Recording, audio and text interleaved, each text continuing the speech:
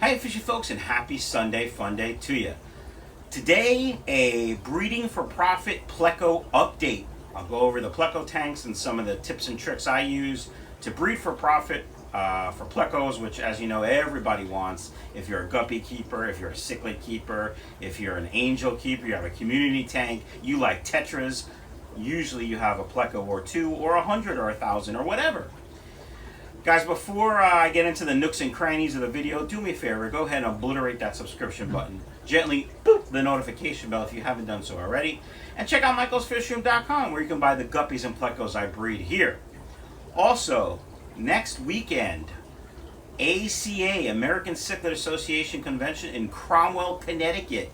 All the greats in the cichlid hobby will be there, and so will I. Why, you ask?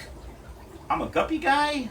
I'm gonna go hang with some fish nerds and have some fun. So if you're, within a couple hour drive of Cromwell, Connecticut, stop by. Great speakers, great banquet Saturday night, auction on Sunday, all species auction. I think there's a biotope show. I'll be there Thursday night, Friday, Saturday. I'll leave Sunday probably late morning, early afternoon. I usually don't hang around for the auction. I'm not even sure if I'm actually going to enter anything in the auction. Quite frankly, sales have been really, really good, and the fish room is a little light right now. Speaking of a little light, I was at Super Cichlids in Dover, Delaware, the brick and mortar store for the online retailer that sells all kinds of fish food and dry goods and stuff. And of course, in their store, they have many tanks. 148 75-gallon tanks. They have a 580. They have a 280 maybe? I don't know, another big display tank. It's awesome. If you're within a 19-hour radius of Dover, Delaware, go check it out. All right, guys, go ahead and grab your snack and beverage. Get comfortable. Breeding for profit, Pleco style, coming up. All right, fishy folks, here we have a typical breeding for profit tank. These are longfill albinos. I picked up 4 at the Bucks County auction in May, and I had 1 left over from a wholesale order that was a disaster. You can see that big tab in there is a tropical protein disc. And I'll go over some of the foods I feed in the end, so stick around for that. I'm fine. There's a couple different pieces of wood for them to eat. There's Java moss for the guppies to breed, but the plecos also like to go in there and chill. And this tank doesn't have any caves just yet. I do have to add some. I'll go over that in a minute as well. Of course, a sponge filter, which sometimes you see the plecos like to eat. Down here are some more grow outs. I got these also at the Bucks County auction. You can see there's some food in there, a big piece of wood, lots of loam. And these are just, regular bristlenose plecos. Nothing special, but it was I think a group of 8 or 9 maybe. It was pretty cheap, so I'm like, I'll just buy it and grow them out and then sell them. But let's take a look over here at the calico tank. You can see there have been actually 2 spawns in here. See all the different caves. There's 3 different caves for the adults to hang out in. Now, there's one of the adult females. And there's one eating one of the discs. Fine. You can see the tank does have mold in it. It is a little cloudy. I was checking the tank out a little bit and trying to scoop out some of the duckweed, and it got a little cloudy. I have duckweed in a lot of tanks. Duckweed is great for nitrate removal. Not so great when you're bagging fish, but you can see all these guys devouring this disc. So, breeding for profit setup. I've done videos before, but pretty simple. 1 male and a couple females, or a couple males and 1 female, doesn't really matter. And caves and good high quality food for the fish, which, as I said, I'll go over in a minute. You can see here, this is probably 1 batch, and that's the most recent batch. I'm good. What I find trigger spawning the most is a good storm. About 3 weeks ago, we had some pretty bad thunderstorms come through here, And about 3 days after that, I saw fry in 3 different Pleco tanks. Hopefully the albino bristlenose pond outside has fry in it as well. All right, let's move on. This tank is just, it was started as a holding tank for these bristlenose, and they're breeder size now. I got to get them out of here. I have to sort of check all my bristlenose grow outs, set up another breeding tank for these guys because they're ready to go. The male, which was just in the front, is really nice with the bristles. I don't know where he went, but all right, here is another bristlenose tank. You can see the bristlenose in the caves. That's the plant spike cave, and that's an actual Pleco cave. I think that's a cobalt cave. Got that from supercichlids.com. And the other caves I got on Amazon. I'll put an affiliate link down below. Of course, if you click on it and just think about it, I make about $14,000 each time, so keep doing it. You guys might be saying to yourself, why are you making fun of affiliate links? Some YouTubers don't like them, or people don't like them. It's just another revenue stream for Michael's Fishroom.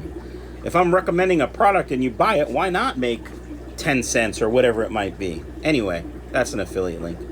I'm surprised I don't see the babies. They must be hiding in the cave or underneath that. But so again, typical breeding setup: sponge filter, caves, wood. I like to use cholla wood. I don't know how you say it, because it's cheap and I'm cheap. There's also some Mapani back there, I think. No, that's a sponge filter. I'm just blind. Okay, let's look at the super red bristlenose tank, which is a disaster right now. Mile High Plecos. I got the breeders from Mike at Mile High Plecos. He has some really nice Plecos.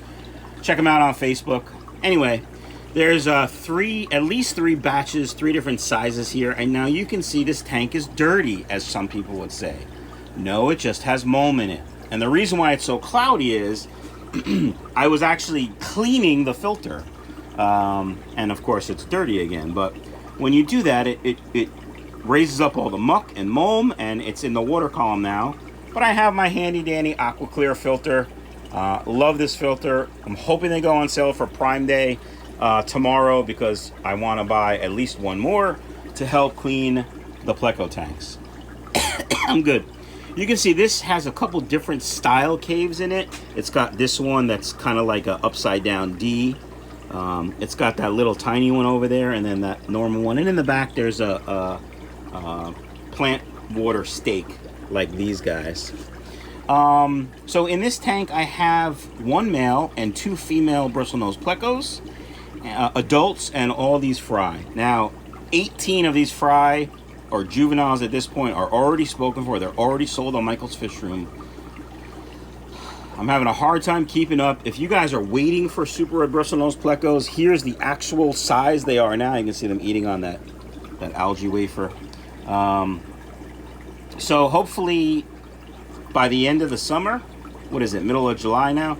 Maybe by the end of August they'll be old enough or big enough to ship. So keep being patient. I appreciate that. Now, what's really exciting me is this longfin tank. You can see there's one blue eye still left. There we go now. I have 2 females, and there's the male in this tank. I don't know if you can see all the babies. There's 3 or 4 babies on the cave, and there's a couple on the ground on the bottom of the tank. And in this cave, there's probably 60 more longfin bristlenose babies. Now, I don't know if they're all going to be longfin. I'm not a geneticist. I don't know how it works. Clearly, both parents are longfin, so I'm assuming the babies will be longfin, at least most of them. That's my hope, at least. And now you may be saying to yourself, why does he have a blue eye in there? Well, one of these caves, I moved out of the blue eye tank, which I'll show you in a minute, and it must have had eggs in it, and they hatched in here. I think I caught 7 or 8 already, and of course that little blue eye didn't catch out, so I'll get them soon. But I'm really excited. You can see all the Plecos, actually, all the babies underneath the moss chilling. I'm really excited for these grow outs, because I love the long fins. They are spectacular. I forgot where I got these. I might have got these at the Bucks County auction in 2018, so over a year ago. It does take a long time for them to grow. They're not like guppies. Again, I'll go over the breeding setup. A couple of caves. You want more caves than you have plecos. In this case, I have 3 caves. There's another cave in the back underneath the mulm. Some Java wood. Java wood? No. I have Java moss, but you don't need Java moss or Java wood, or whatever the hell that is. But some wood for them to eat. Plecos like to eat wood, most of them at least. Sometimes they hide in the wood. And good high quality food. This is a 20 high. I like 20 longs for breeding plecos. I just don't have the space. But if you have the space for a 20 long, I think the footprint is a little bit better to breed plecos. All right, here's the blue eye lemon tank. You can see there's many different sizes. I sell these guys every week. And again, I'm having a hard time keeping up with demand.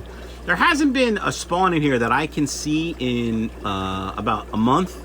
So I'm not really sure what's going on, but there's a lot of action in the cave. So hopefully soon. All right, let's go over some pleco food and some other stuff. So my normal, or what I love to feed, are these cobalt shrimp and veggie and Northern kelp wafers.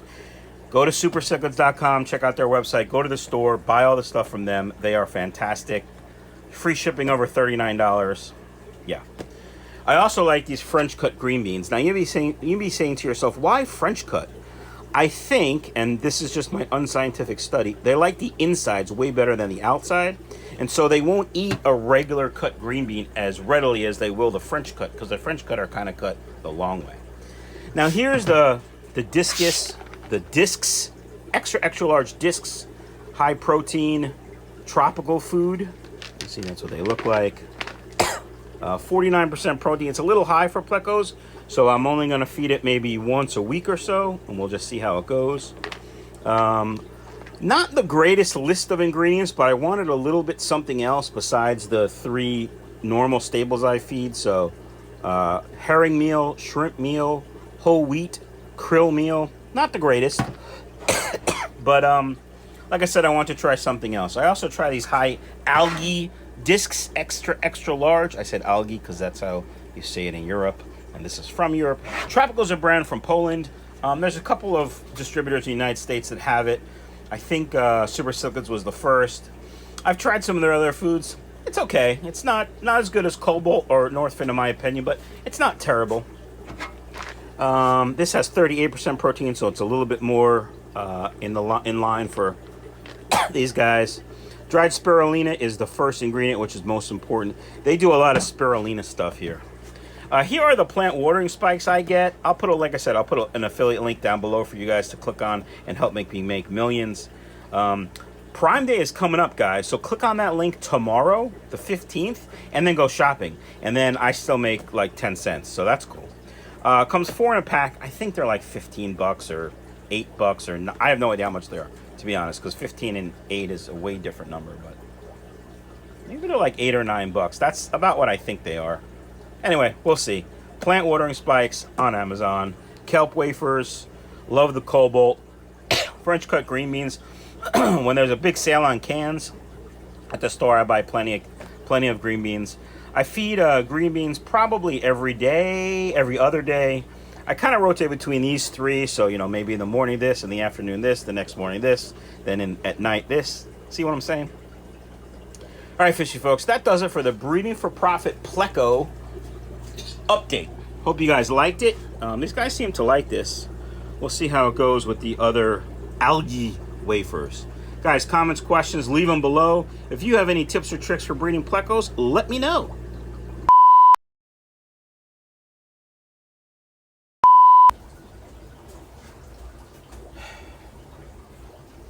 Hiya fishy folks, and happy Sunday fun day to you. Hope everyone's having a great weekend. It's hot as balls down here in South Jersey. Yesterday I was at Super Cichlids for another weekend of fantastic work, and let's start over. I'm fine. And lots of good food, good high quality food. I'll go over like I said, the foods. Wow.